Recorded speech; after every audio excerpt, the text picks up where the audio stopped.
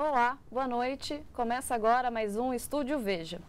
O tema de hoje é a COP23, a Conferência do Clima que acabou no último sábado, dia 17, e as expectativas para as próximas edições. Com a gente aqui hoje o Maurício Wojdovic, diretor executivo da WWF Brasil. Maurício, obrigada por estar aqui hoje. Obrigado eu. Bom, sobre a COP, então, qual foi a participação das nações e os compromissos para a próxima edição? Olha, a Conferência do Clima agora está num caminho de regulamentar o Acordo de Paris. Há 2 anos atrás, o Acordo de Paris foi um grande marco nas negociações para combater as mudanças climáticas. Os países definiram seus compromissos em relação a mudar sua trajetória de emissões, a reduzir as emissões. E agora a Conferência do Clima entra numa rota de regulamentar o que esse Acordo de Paris realmente significa, como que os países vão demonstrar que estão cumprindo com seus compromissos, como que esses compromissos vão ser relatados com transparência, e o mais importante de tudo, como que a gente vai subir a ambição dos países em termos de reduzir suas emissões. Porque o que foi prometido na Conferência de Paris, no Acordo de Paris, por todos os países, a soma de todos os países, não é suficiente ainda para a gente evitar um aumento de temperatura abaixo de 2 graus até o final do século. E o Acordo de Paris coloca como objetivo alcançar que esse aquecimento global não chegue a 2 graus e, de preferência, fique abaixo de 1,5 graus, sabendo que 1,5 graus já terão consequências muito sérias para diversos países, para diversos grupos sociais. Então, a gente tem um objetivo que é importante de não aumentar a temperatura acima de 1,5 graus, mas as promessas, os compromissos dos países, somando todos, ainda chega a 3 graus de aumento até o final do século. Então, a gente está agora num momento de discutir como que os países vão definir metas mais ambiciosas para poder realmente reduzir as emissões, estabilizar nos próximos 10 anos, começar a reduzir de modo a conseguir realmente não aumentar a temperatura do planeta acima de 1,5 graus. A gente ainda está muito longe disso e a principal discussão que tem hoje é a partir de qual processo, a partir de qual diálogo que os países vão conseguir, de uma forma comum, com responsabilidades comuns entre os diversos países, aumentar o nível de ambição para o planeta não aquecer tanto até o final do século. E mesmo estando longe ainda dessas ações, algumas delas precisam ser tomadas no curto prazo, né? Existe uma janela até 2020. E o que deve acontecer até lá? A gente tem 2 anos aí praticamente. O que a gente espera nesse intervalo menor?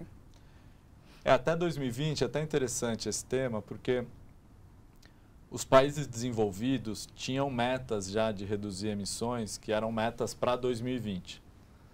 Até antes do Acordo de Paris. Os países em desenvolvimento fizeram metas a partir de 2020. Depois do Acordo de Paris, essa discussão sobre as metas dos países desenvolvidos até 2020, que são fundamentais para a gente começar a diminuir, né, o aumento das emissões, ficou meio fora do debate. Todo mundo estava pensando só para além de 2020. E algo que não estava esperado para a COP23, mas um dos primeiros dias da COP, um grupo de países em desenvolvimento, de países pobres realmente, apresentou uma demanda de se discutir como que os países desenvolvidos iriam reportar seus compromissos até 2020. Então, a gente está agora... Isso foi aceito. No começo foi recusado, nos primeiros dias, mas ao longo das negociações, isso foi aceito. Então, isso foi um dos sucessos da COP, foi que os países não deixaram que os compromissos dos países ricos até 2020 fossem para debaixo do tapete e só se pensasse os compromissos a partir de 2020.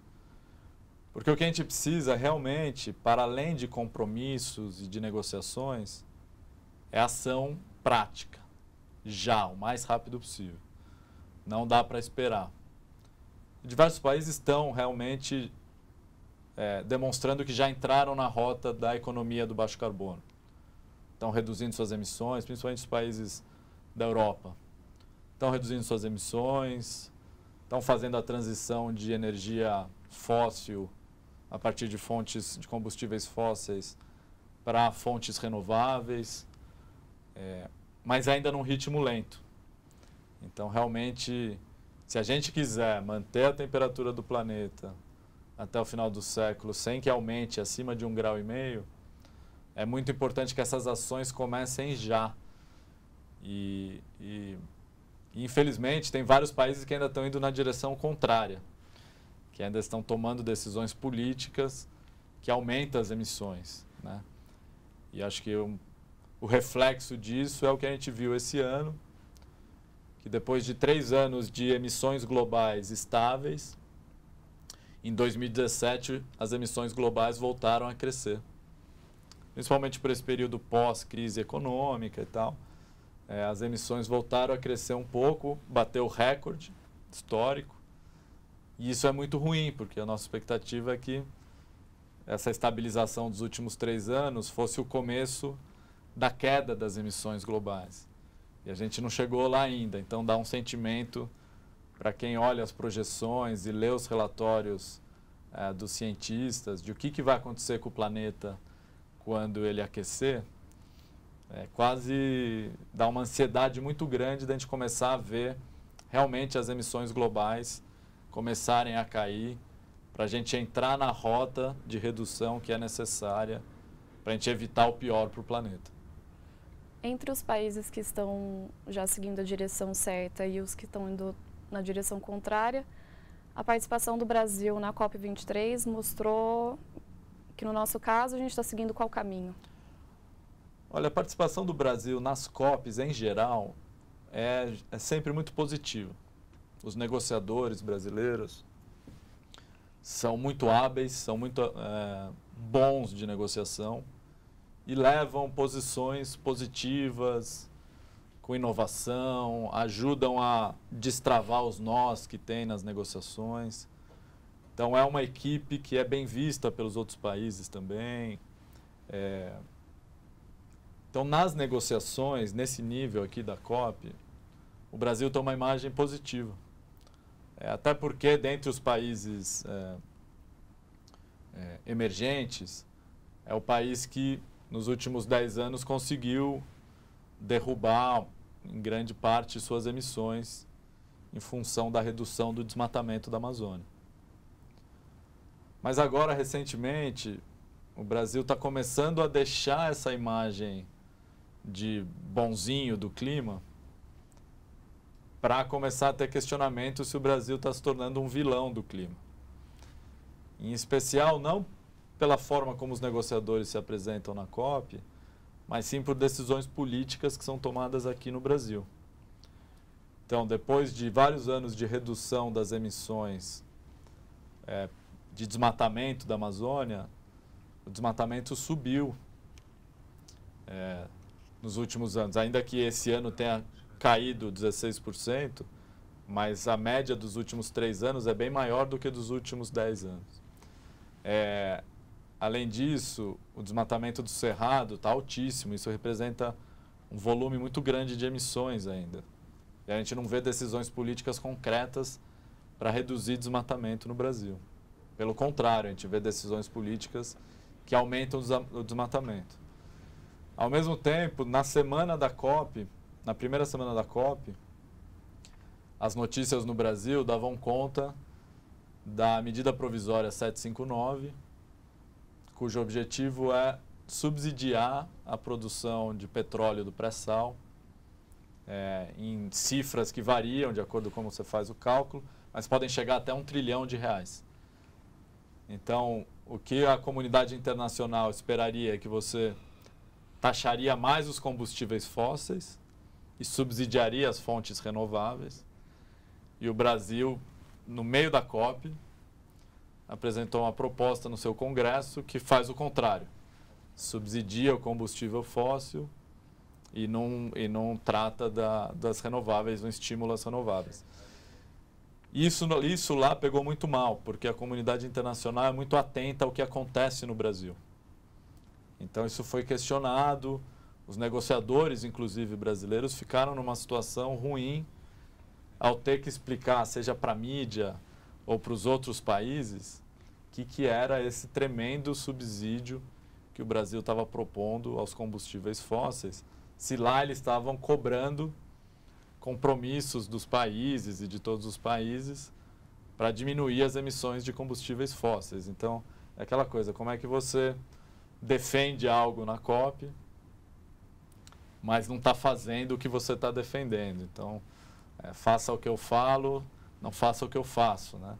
Então, acho que a gente está num momento que o Brasil precisa realmente, o Brasil enquanto nação, não esse governo ou outro, mas nós, brasileiros, precisamos realmente decidir se o Brasil vai dar sequência nessa trajetória de uma economia de baixo carbono, vai abraçar isso como um compromisso e realmente vai derrubar suas emissões, seja em fontes energéticas, seja de desmatamento, de mudança de uso do solo.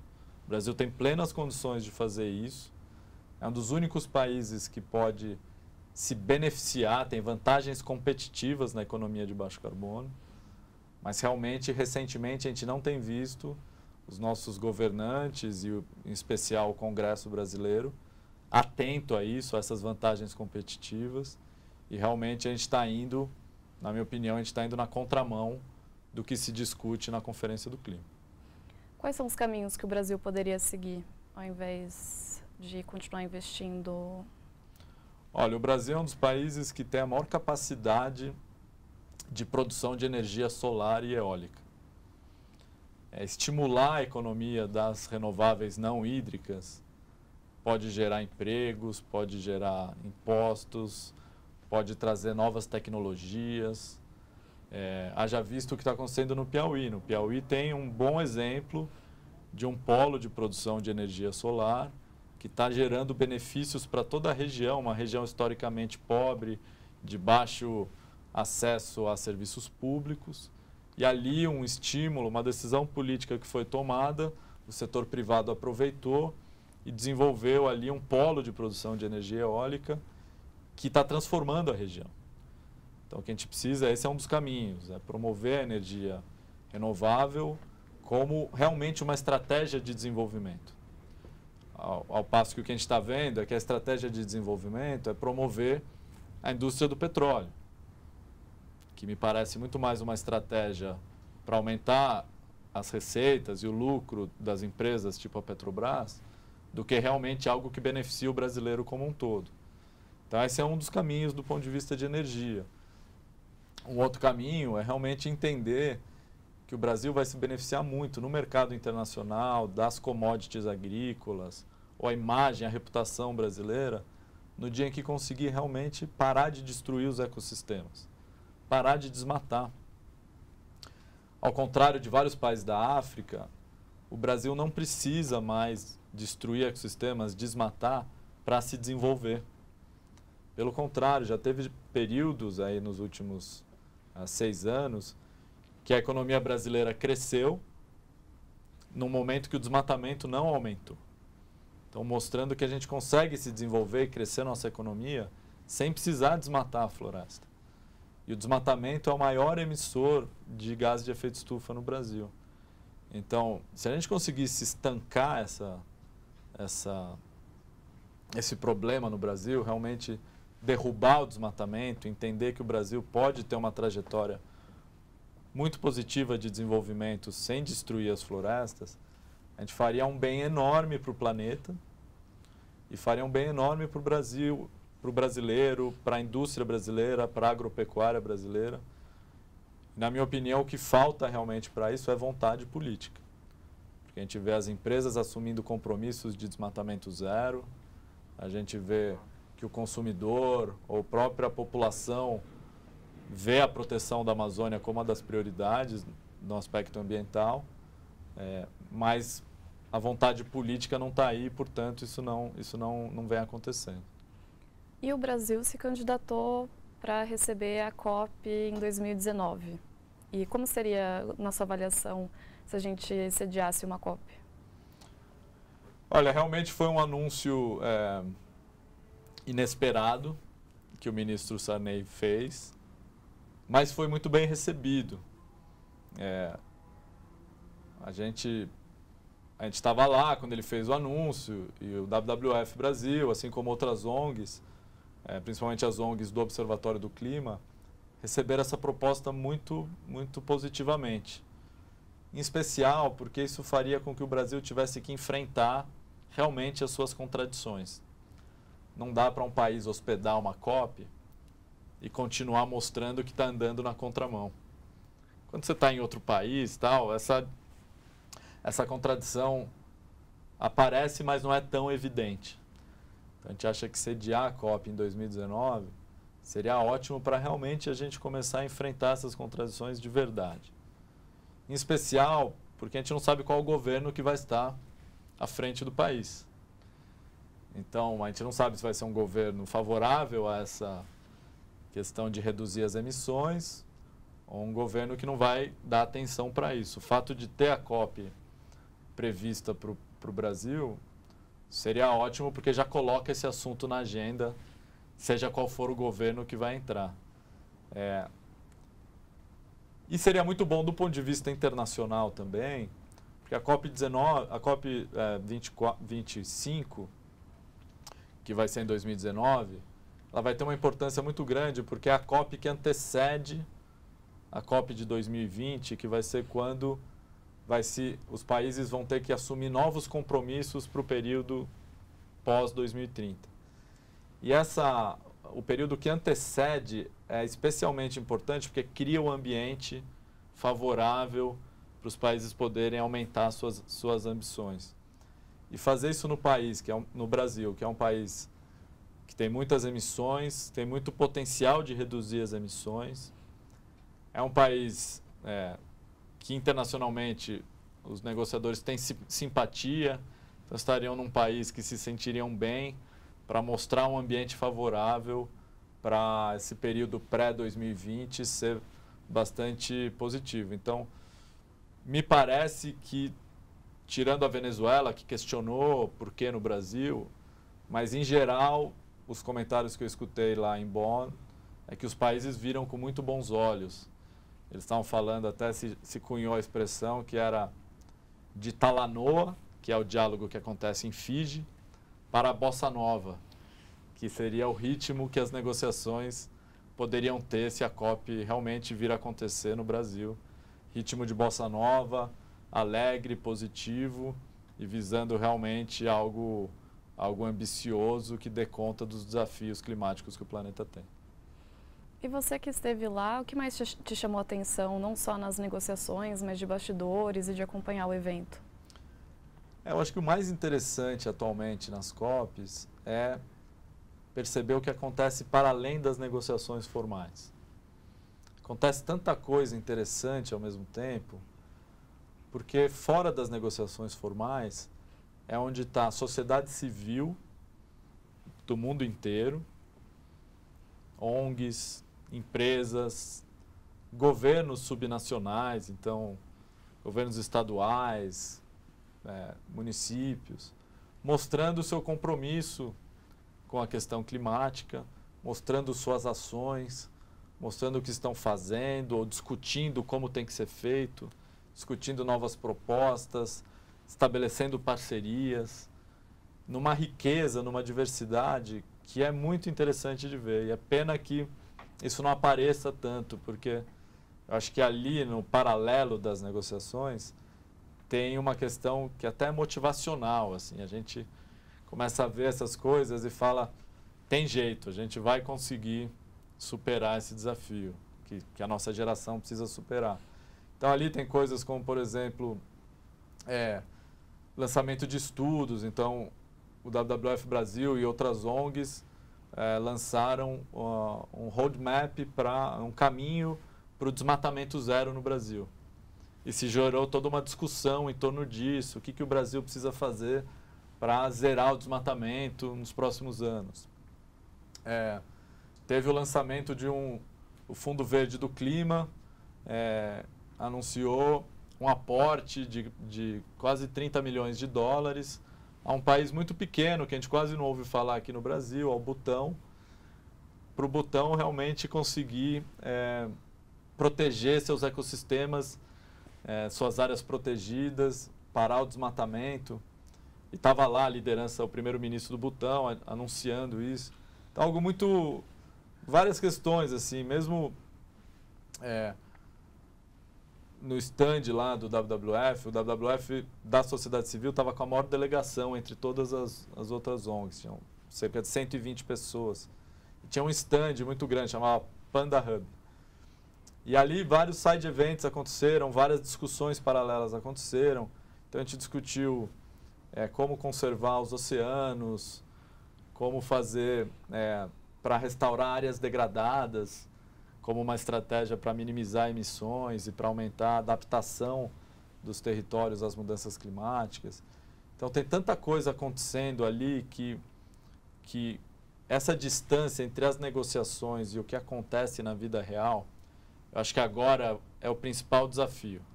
A gente precisa começar a diminuir essa distância e, de um lado, as negociações formais se inspirarem pelos exemplos do que já está acontecendo no chão, na realidade, e, ao mesmo tempo, os países como um todo começarem a assumir aquilo que está sendo dito nas negociações. Eu acho que esse é realmente o grande desafio que a gente tem para os próximos anos para conseguir enfrentar essa questão.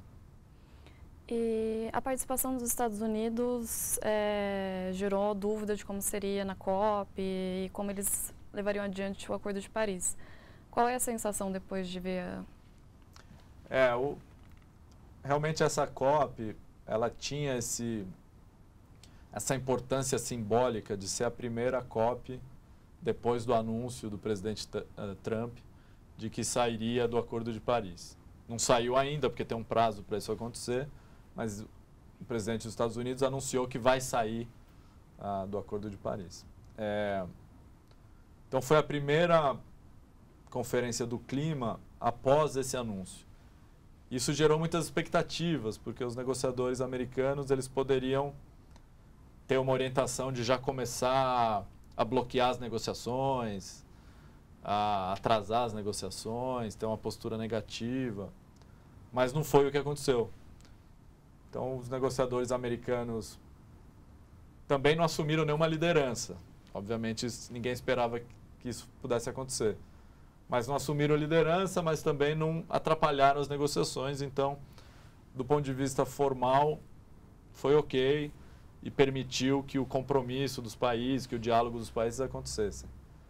Agora, o mais interessante foi que, historicamente, aí nos últimos anos, o governo americano, o stand do governo americano na área formal da COP sempre era o maior de todos, com apresentações belíssimas da NASA, de estudos, das empresas. Era sempre assim um show o stand americano. E nesse ano o governo americano não colocou nenhuma salinha na COP. Cortou totalmente a presença do governo americano nos estandes, né, na área de estandes. Mas, fora da COP, num espaço livre, aberto, e aberto a qualquer pessoa que estivesse andando por Bonn, tinha um espaço enorme dos Estados Unidos, promovido pelas empresas americanas e por alguns governos estaduais americanos, fazendo o papel de disseminar informação, mostrar o que os Estados Unidos está fazendo, o que no nível subnacional os estados e as empresas estão fazendo em termos dos seus compromissos para reduzir as emissões.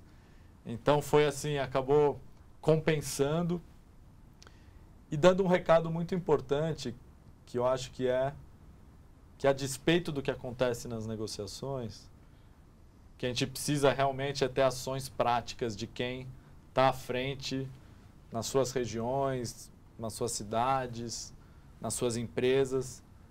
São essas pessoas que vão, no final das contas, realmente fazer com que as emissões reduzam, né?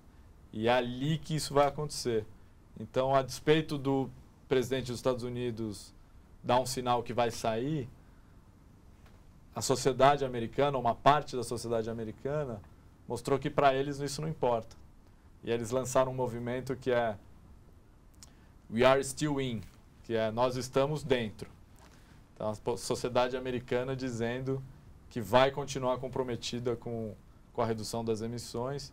E lá em Bonn isso ficou claro nesse espaço, fora dos espaços formais, mas absolutamente acessível para quem quisesse ir lá ver o que os Estados Unidos tinha para apresentar. Não o governo, a sociedade americana. Bom, Maurício, para a gente encerrar, nessa tua volta, a sensação ela é otimista? A gente deve conseguir atingir as metas para a próxima conferência? Qual que é a sensação? A sensação é um misto de otimismo com desespero. Otimismo porque era muito importante que essa COP mostrasse que os países ainda estão comprometidos e alcançasse o que ela se propunha desde o início a entregar. E o que ela se propôs a entregar, ela alcançou. E, portanto, acho que a gente tem várias razões para enxergar como um sucesso, como um caminho que era um passo necessário nesse caminho longo aí das conferências do clima. O desespero, ou pelo menos a ansiedade, vem de enxergar a distância que existe ainda entre o que os países prometeram em reduzir suas emissões e o que precisa ser feito para que o país não aqueça mais do que 1,5 graus ou 2 graus. Essa distância ainda é muito grande. E a gente precisa o mais rápido possível reduzir essa distância para entrar nessa trajetória de 1,5 graus, 2 graus. É possível. O planeta tem aí nos próximos 5 a 10 anos a janela de oportunidades para isso. Se a gente não fizer isso nos próximos 5 a 10 anos, não vai fazer nunca mais. A gente perde a oportunidade.